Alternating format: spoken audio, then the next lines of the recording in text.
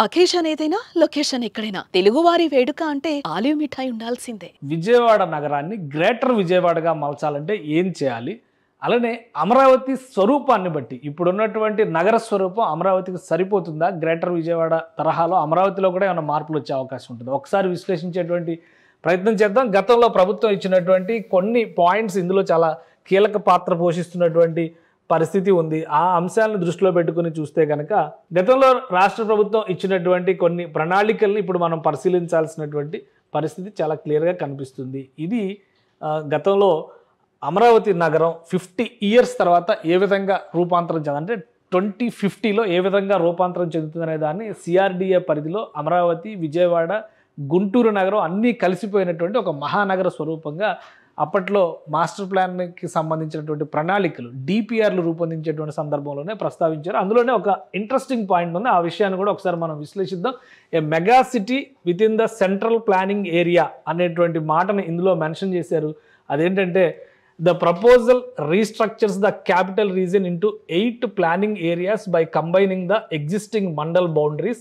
Figure 6.8 illustrates the planning areas in detail. The capital city along with Vijayawada and Mangalagiri are expected to grow as twin cities and later merge as mega city అని చెప్పని అప్పట్లోనే ఒక ప్రణాళికని సిద్ధం చేశారు. The mega city, the growth of the mega city is contained within the inner ring road that passes through the central planning area. So ఈ central planning area ఏదైతే core capital area అన్నారో దానికి సంబంధించినటువంటి ప్రణాళిక. అలానే various business parks and industrial clusters will serve the employment needs with in the central planning area. కాబట్టి mega city అనేటువంటి ప్రణాళిక ఇప్పుడు మళ్ళీ చర్చలోకి వచ్చింది. ఈ మెగా సిటీ ప్రణాళికని కనుక అమలు చేయాలంటే గ్రేటర్ విజయవాడ ఎందుకు కావాలి? ఎందుకంటే విజయవాడ స్వరూపాన్ని కేవలం ఒక చిన్న నగరంగా మాత్రమే చూడకుండా దీన్ని గ్రేటర్గా దీని పరిధిని విస్తరిస్తే మొత్తంగా ఇన్నర్ రింగ్ రోడ్డు పరిధిలోకి ఇది రావడానికి అవకాశం ఉంటుంది అనేటువంటి ప్రణాళికను అప్పుడు సిద్ధం చేశారు. ఆ క్రమంలోనే ఈ చర్చ ఇప్పుడు నడుస్తుంది. ఒక్కసారి పరిశీలించి చూద్దాం మనం ఈ గ్రేటర్ విజయవాడలోకి వచ్చేటువంటి ప్రదేశాలు ఏవేవి ఉండొచ్చు, ఏ ఏ ప్రాంతాలను గ్రేటర్ విజయవాడ పరిధిలోకి తీసుకురావచ్చు. గ్రేటర్ విజయవాడని ఏర్పాటు చేసేటువంటి క్రమంలో ఒక షార్ట్ లిస్టెడ్ డాక్యుమెంట్ని అధికారులు సిద్ధం చేశారు. దానికి సంబంధించినటువంటి కొంత ఇన్ఫర్మేషన్ మనకు వచ్చింది. ఆ ఇన్ఫర్మేషన్ ఈ విధంగా తయారు చేస్తే కనుక మొత్తం ఏరియా పరంగా చూస్తే 416 స్క్వేర్ కిలోమీటర్ల ఏరియాగా మారబోతుంది విజయవాడ వైశాల్యం. ప్రస్తుతం విజయవాడ పరిస్థితి 61, 62 మధ్యలో మాత్రమే ఉంటుంది. 62, 61 స్క్వేర్ కిలోమీటర్స్ పరిధిలో మాత్రమే ఉన్నటువంటి ప్రదేశం. ఇది ఏకంగా 416 స్క్వేర్ కిలోమీటర్లకు పెరిగేటువంటి అవకాశం ఉంటుంది. ఇక పాపులేషన్ సెన్సస్ ప్రకారం చూస్తే 2001 లెక్కల ప్రకారం ఇక్కడ 15,93,663 మంది జనాభా ఉన్నట్టుగా అంచనా వేస్తున్నారు. కానీ 2025 ఫిబ్రవరి నాటికి ఈ పెరుగుదల రేటు ప్రకారం చూస్తే 21,05,000 మంది ఇక్కడ నివసిస్తున్నట్టుగా అంచనా వేస్తున్నారు అధికారులు. సో ఈ నేపథ్యంలో విజయవాడ మున్సిపల్ కార్పొరేషన్ ఇందులో ఏమేమి యాడ్ అవబోతున్నాయి? First number 1 Vijayawada municipal corporation. ప్రస్తుతం ఉన్నటువంటి 61.88 స్క్వేర్ కిలోమీటర్ల వైశాల్యం కలిగినటువంటి విజయవాడ నగరం ఈ గ్రేటర్ విజయవాడలో ప్రధాన భాగం కాబోతుంది. దాంతోపాటు మిగిలినటువంటి ప్రదేశాలను కూడా ఒకసారి విశ్లేషిద్దాం. ఇది పెనమలూరు మండల పరిధిలో ఉన్నటువంటి గ్రామాలు లేదా ప్రాంతాలు ఒకసారి చూద్దాం. ఇది పెనమలూరు మండలంలో పెనమలూరు గ్రామం వస్తుంది. అలానే పోరంకి ఇది తాడిగడప మున్సిపాలిటీలోకి వచ్చేటువంటి ప్రాంతం. ఇక్కడ మున్సిపాలిటీలు ఇవన్నీ కూడా ఒకసారి గమనించాల్సింది ఏంటంటే మహానగరాల్లాగా చూస్తానికి అవకాశం ఉండదు. 5 కిలోమీటర్లలో ఒక చిన్న పట్టణం డెవలప్ అయినటువంటి పరిస్థితి కోస్టల్ బెల్ట్లో ఎక్కువగా ఉంటుంది. కాబట్టి తాడిగడప ఒక మున్సిపాలిటీ, అందులో ఉన్నటువంటి ప్రాంతాలు పోరంకి, తాడిగడప, అలానే పెదపులిపాక, యనమల కుదురు ఇవన్నీ కూడా తాడిగడప పరిధిలోకి వచ్చేటువంటి కానూరు, ఇవన్నీ పెనమలూరు మండల పరిధిలో ఉన్నటువంటి ప్రాంతాలు. ఇవన్నీ కూడా మెర్జ్ అయ్యేటువంటి అవకాశం ఉంటుంది ఈ గ్రేటర్ విజయవాడ అనేటువంటి కాన్సెప్ట్ని కనుక రాష్ట్ర ప్రభుత్వం ఆమోదిస్తే. అలానే రెండవ అంశంగా మనం చూడాల్సింది మరొకటి మూడవది అంటే విజయవాడ మున్సిపల్ కార్పొరేషన్ తర్వాత పెనమలూరు మండలం మొత్తంగా విలీనం అవుతుంది అనుకుంటే తర్వాత విజయవాడ రూరల్ పరిధిలో ఉన్నటువంటి ప్రాంతాలు నిడమానూరు, ఎనికేపాడు, ప్రసాదంపాడు, రామవరప్పాడు, నున్న, పాతపాడు, ఫిర్యాది, నయనవరం, అలానే Ambapuram, Jakkampudi including newly formed YSR గ్రామ పంచాయత్. వైఎస్ఆర్ గ్రామ పంచాయత్ అని ఒక పంచాయతీని ఏర్పాటు చేశారంటే దాంతో సహా జక్కంపూడి అందులో కలుస్తుంది. అలానే షబడ, వేమవరం, తాడేపల్లి, ఇక్కడ విజయవాడ రూరల్ పరిధిలోకి వచ్చేటువంటి మండలాలు ఇవి పైదూరుపాడు, తర్వాత రాయనపాడు, గొల్లపూడి, ఇందులో న్యూలీ ఫార్మ్డ్ రామరాజ్యనగర్ గ్రామ పంచాయతీ అది కూడా ఇందులోనే కలుస్తుంది. విజయవాడ రూరల్ పరిధిలో ఉన్నటువంటి గ్రామాలు లేదా ప్రాంతాలు ఇవి. ఇక ఇబ్రహీంపట్నం పరిధిలో ఉన్నటువంటి ఇబ్రహీంపట్నం మండలం పరిధిలో ఉన్నటువంటి గుంటుపల్లి, యాలప్రోలు, కొండపల్లి, పార్ట్ ఆఫ్ కొండపల్లి. కొండపల్లి పూర్తిగా రాదు, కొంత భాగం ఇందులోకి వస్తుందని చెప్పని అంచనా వేస్తున్నారు. అంటే 3 మండలాలు కనిపిస్తున్నాయి, ఒక మున్సిపల్ కార్పొరేషన్ కనిపిస్తుంది. ఇవి కాకుండా కొండపల్లి మున్సిపాలిటీ తర్వాత గూడూరుపాడు, మల్కాపురం ఇది కూడా కొండపల్లి మున్సిపాలిటీలో భాగం అనమాట, అది కూడా ఇందులో కలుస్తుంది. తర్వాత Tummalapalem, Ibrahimpatnam part of Kondapalli municipality, ఇది కూడా కొండపల్లి మున్సిపాలిటీలో ఉన్నటువంటి భాగం. ఇవన్నీ కూడా ఇటు గ్రేటర్ విజయవాడ పరిధిలోకి వచ్చేటువంటి అవకాశాలు ఉన్నాయి. ఇక జూపూడి, తర్వాత త్రిలోచనపురం, మూలపాడు, జామి మాచివరం, నవీ పోతవరం, తర్వాత కేతనకొండ, కొటికిలపూడి ఇవన్నీ కూడా ఇబ్రహీంపట్నం మండలం పరిధిలోకి వచ్చేవి. కొండపల్లి మున్సిపాలిటీ పరిధిలోకి వచ్చేటువంటి ప్రాంతాలు 35 లిస్ట్ అవుతుంది ఇక్కడ వరకు. తర్వాత చూస్తే తాడేపల్లి ఇది ఓల్డ్ మున్సిపాలిటీ పార్ట్ ఇందులో ఇంక్లూడ్ అవుతుంది. అలానే excluding Nolakapeta, Dolas Nagar part of MTMC అంటే మంగళగిరి, తెనాలి మున్సిపల్ కార్పొరేషన్లో ఇవి భాగంగా ఉన్నటువంటి ప్రదేశాలు. తర్వాత ఇవన్నీ ఇక్కడ వచ్చే లిస్టులో ఉన్నవన్నీ కూడా మంగళగిరి, తెనాలి మున్సిపాలిటీ పరిధిలో ఉన్నటువంటి ప్రాంతాలు లేదా గ్రామాలు. కుంచినపల్లి, కొలనుకొండ, వడ్డేశ్వరం, ఇప్పటం అయితే అందరికీ తెలిసిందే, ఎందుకంటే చాలా పాపులర్ పేరు అది ఇప్పుడు. తర్వాత గుండిమేడ including hamlet village of Prathuru ఇవన్నీ కూడా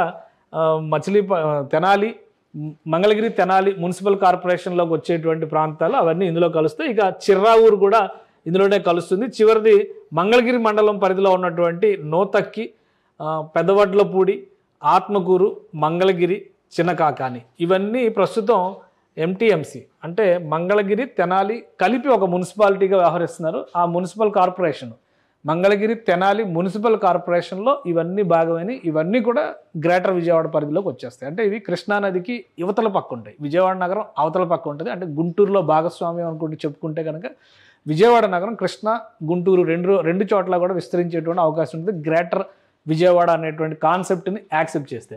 సో ఇక ఇందులో చూస్తే కనుక 354.78 చదరపు కిలోమీటర్లో యాడ్ అవుతుంది అదనంగా విజయవాడ నగరంతో కలిపి చూసుకున్నప్పుడు.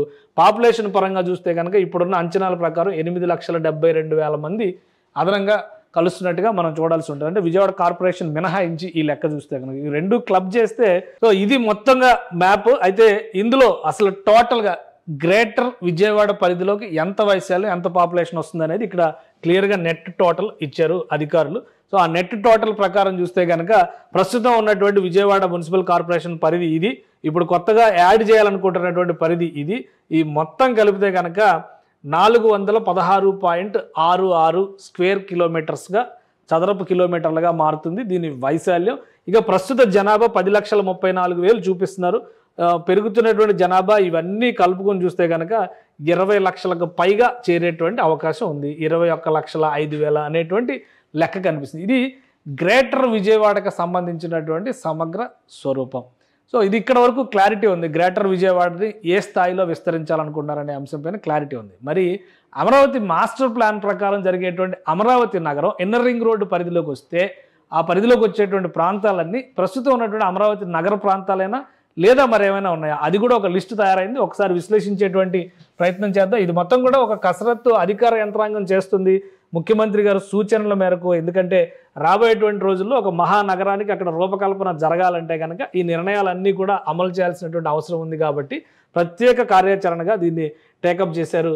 సో దీన్ని ఒక్కసారి మనం పరిశీలిద్దాం. ఇది అమరావతి క్యాపిటల్ సిటీకి సంబంధించినటువంటి సమగ్ర స్వరూపం. ప్రస్తుతం Amaravati capital city master plan ప్రకారం కనుక లెక్కలు వేసి చూస్తే 217 స్క్వేర్ కిలోమీటర్లు ఉన్నటువంటి ప్రాంతం ఇది.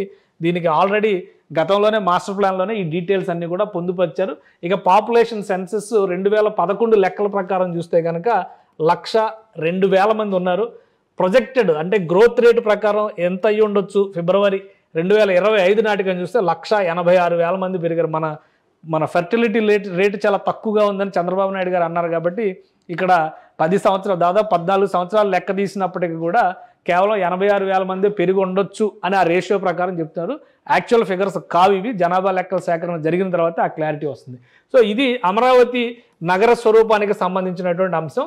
ఇక ఇందులో 29 గ్రామాలని గుండెలు బాదుకుంటూ ఉన్నారు కదా, ఇప్పుడు ఆ 29 గ్రామాల లెక్కే మనం ఒకసారి చూడాల్సినటువంటి పరిస్థితి ఉంటుంది. ఒకసారి అది కూడా మనం పరిశీలిస్తాం. ఈ 29 గ్రామాల ముఖ చిత్రం ఏంటి, వైశాల్యం ఏంటి, అదంతా కూడా ఇందులో పొందుపరిచారు ఈ జాబితాలో. మొదటిది Lingayapalem including hamlet villages of Modugalankapalem. So ఇక్కడ ఎక్కువ పాలెంలు, గూడెంలు అనేవి గిరిజన ప్రాంతాల్లో చూస్తున్నాయి. ఇక్కడ ఎక్కువ పాలెంలు కనిపిస్తున్నాయి మనకి.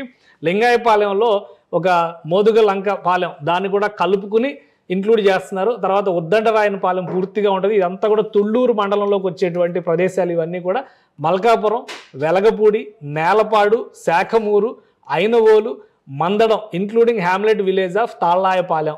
సో ఇవన్నీ కూడా కొన్ని గ్రామాల లెక్క క్లియర్గా ఇచ్చారనమాట మండలాల వారీగా. వెంకటాయపాలెం, ఈ పేర్లు ఎప్పుడు విన్నట్టు వెంకటాయపాలెం అంటే ఇప్పుడు వెంకటేశ్వర స్వామి గుడి కట్టారు అక్కడ.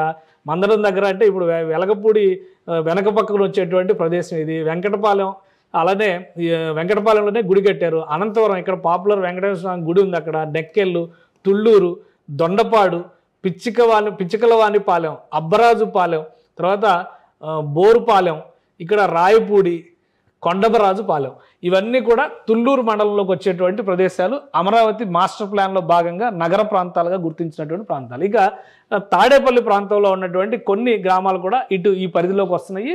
అవి ఉండవల్లి, పెనుమాక, తాడేపల్లి మున్సిపాలిటీలో నొలకపేట, డోలాస్ నగర్ అనేటువంటి ప్రదేశాలు కూడా ఈ జాబితాలోకి వస్తున్నాయి. అలానే మంగళగిరి మండలం పరిధిలో ఉన్నటువంటివి చూస్తే కనుక Krishnayapalem, Nidamarru, Kuragallu including hamlet villages of Neerukonda కూడా ఇందులో కలుస్తుంది. తర్వాత Navaluru including hamlet villages of Errabalem and Bethapudi, ఇవి కూడా కలుస్తున్నాయి. సో ఇది ప్రస్తుతం కోర్ అమరావతి మాస్టర్ ప్లాన్లో చెప్పినటువంటి ప్రాంతాల జాబితా.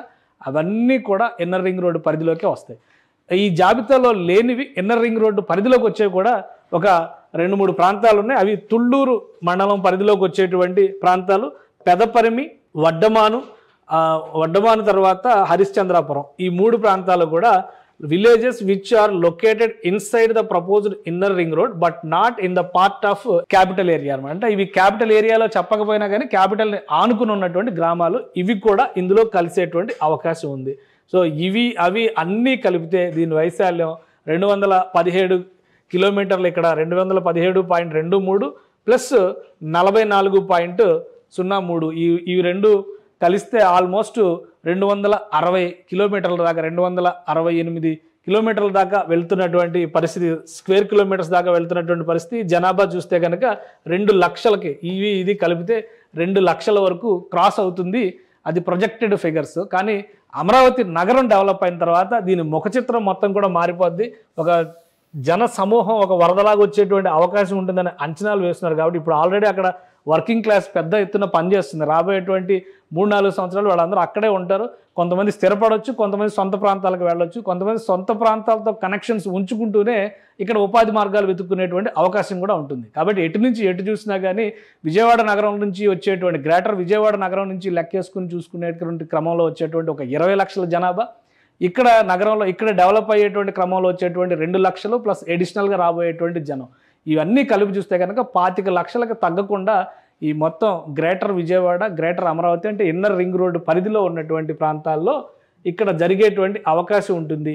సో ఆ ప్రణాళికకి అనుగుణంగానే ఈ ఇన్నర్ రింగ్ రోడ్ అనే దాన్ని టేకప్ చేయడం ఒక మార్గం, గ్రేటర్ పేరుతో అటు అమరావతిని, విజయవాడని ప్యారల్గా డెవలప్ చేయడం, ఔటర్ రింగ్ రోడ్లో భాగంగా 3 నగరాలని భాగం చేయడం. అంటే ఒక మెగా సిటీ ప్రణాళికని అమలు చేయడానికి దశల వారీగా స్టెప్ 1, స్టెప్ 2, స్టెప్ 3 ఈ విధంగా ఒక ప్రణాళికని రాష్ట్ర ప్రభుత్వం సిద్ధం చేస్తుంది. ఇన్నర్ రింగ్ రోడ్డు ప్రణాళిక ఖచ్చితంగా టేకప్ చేస్తారు.